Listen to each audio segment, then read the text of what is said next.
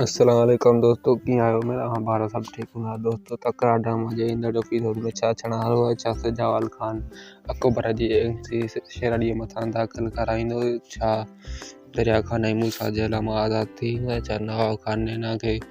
गुम करे छंदो या पंहिंजे माइटनि जे हवाले कंदो सॼी रफोड़ हिन ई वीडियो में सभ खां पहिरीं असांजे चैनल ते नवां त ॿारनि खे गुज़ारिश आहे चैनल खे सब्सक्राइब करे घंटी बटन याद करे छॾियो ये हर ईंदड़ वीडियो तव्हां ॿारनि ताईं आसानी सां पहुची सघे त दोस्तों तव्हांखे वधीक टाइम सां हलूं था पंहिंजे मेन टॉपिक जे दोस्तों तव्हांखे ॿुधाईंदो हलां त जवाल खान शेर अलीअ जे मथां अकबर जी एमसी दाख़िल कराईंदो पर सूबेदार इकबाल खान शेर अलीअ खे गिरफ़्तार न कंदो। सूबेदार इकबाल खान शेर अली खे गिरफ़्तार न कंदो जो हू शेर अली खे पंहिंजो मुखबिर बणाइण थो चाहे त दोस्तों हेॾा तव्हांखे ॿुधाईंदो हलां त दरिया खान ऐं मूसा जेल मां आज़ाद थी वेंदा ऐं नवाब खान जेको आहे सो नैना खे वठी गुम करे छॾंदो फ़िलहाल